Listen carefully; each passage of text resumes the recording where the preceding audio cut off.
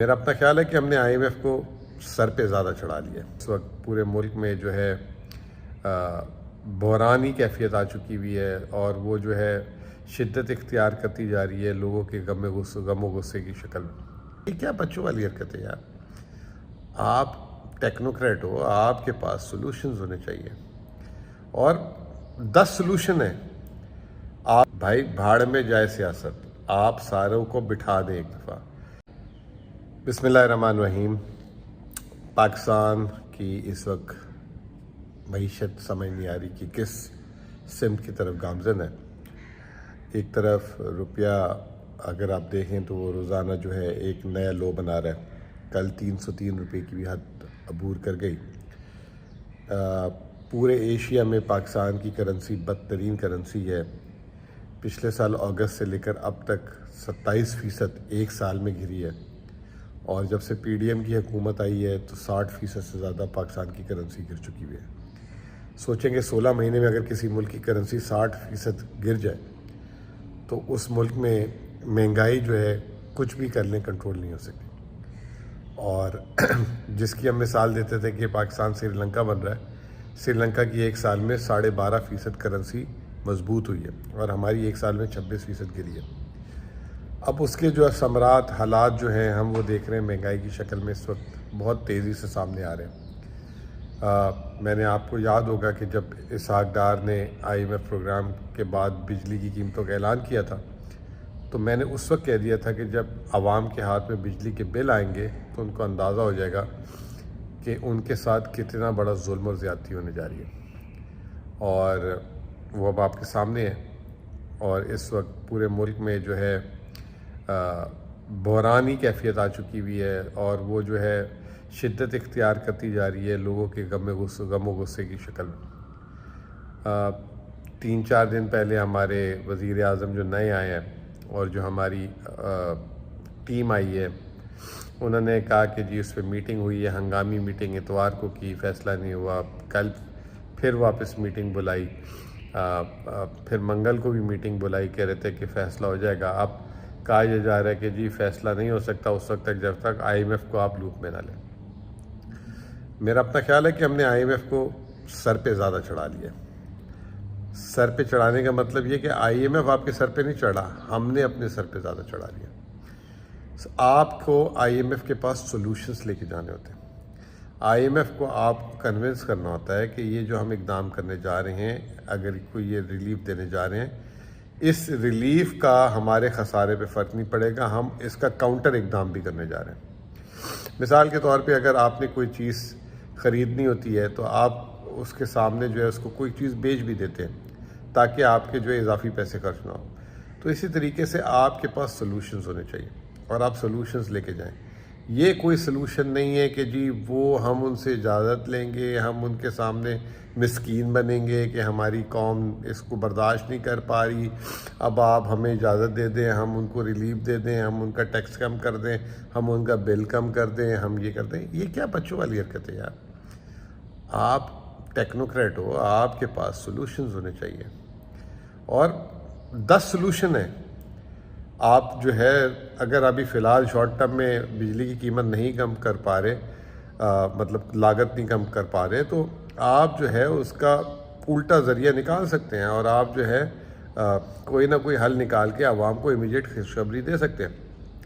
جیسے میں نے پچھلے دنوں بھی کہا تھا کہ میں خاموش تھا، 3 ہفتے ہو گئے ہیں، ہماری جو کہہ رہے تھے ایک ٹیکنوکریٹ ٹیم آئے گی اور وہ آئی ایم ایف پروگرام پہ عمل کرے گی، معیشت کو کھڑا کر دے گی، یہ کر دے گی، وہ کر دے گی، سرمایہ کاری لے کر آئے گی، لوگوں کے گھر جو ہے دودھ شہد کی ندیاں بہہ جائیں گی۔ میں نے اس وقت بھی کہا تھا کہ پاکستان کی معیشت کا حل جو ہے اس وقت سیاسی استحکام کے ساتھ ہے، اور سیاسی استحکام کے ساتھ وہ لوگ ضروری ہیں ان کو رکھیں آپ پیج پہ جو اس وقت معیشت کو ڈے ٹو ڈے دیکھ رہے ہیں اور ان کو پتہ ہو کہ حالات کیا ہے۔ اب شمشاد اختر صاحبہ ٹھیک ہے، بہت قابل ہیں، سمجھدار بھی ہوں گی، وقار مسعود صاحب بھی ماشاءاللہ انہوں نے تو ہر حکومت کے ساتھ کام کیا ہوا ہے، یہ بھی ان کے پاس کریڈٹ ہے۔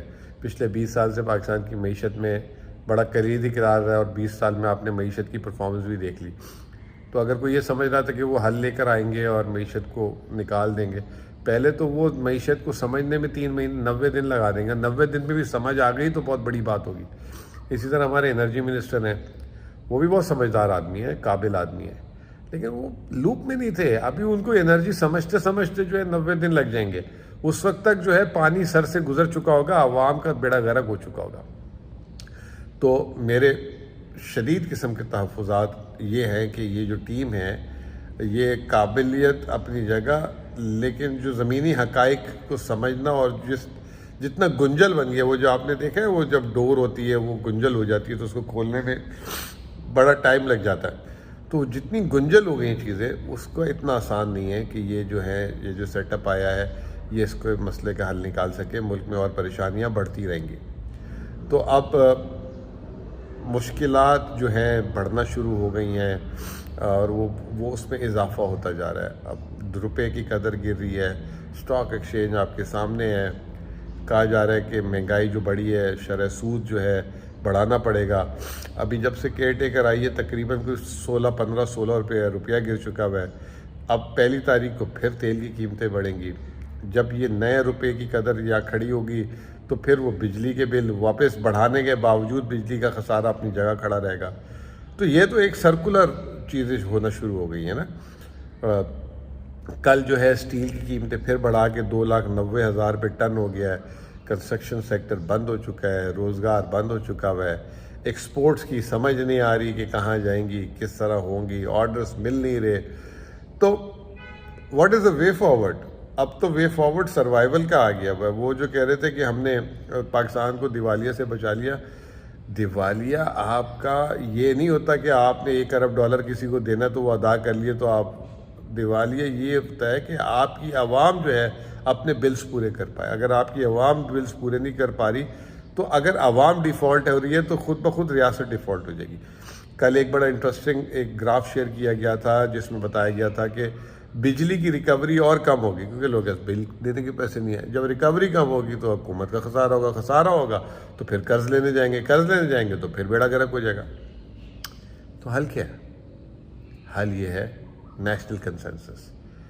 بھائی بھاڑ میں جائے سیاست، آپ ساروں کو بٹھا دیں ایک دفعہ، اسحاق ڈار کو بلائیں، شوکت ترین کو بلائیں، عمران خان کو ملائیں، شہباز شریف کو بٹھائیں، سب کو بولیں، پیپلز پارٹی کو بلائیں، بلاول کو بلائیں، سب کو بلائیں اور ایک سٹیبلٹی کا اعلان کریں اور بولے کہ جی پہلے سٹیبلٹی پہ کام ہوگا، پہلے معیشت کو کھڑا کریں گے، بعد میں حساب کتاب کریں گے اور اس کے بعد جو ہے دوسری چیزیں کریں۔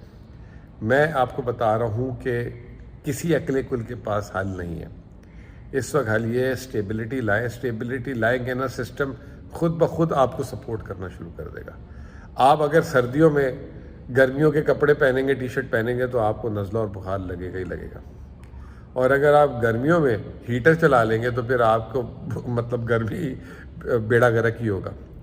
تو سچویشن جو ہے اس وقت بہت زیادہ خراب ہے اور کنٹرول سے باہر ہے۔ اب چھوٹی سی چیز ہے، میں آپ کو ایک ایگزامپل دیتا ہوں۔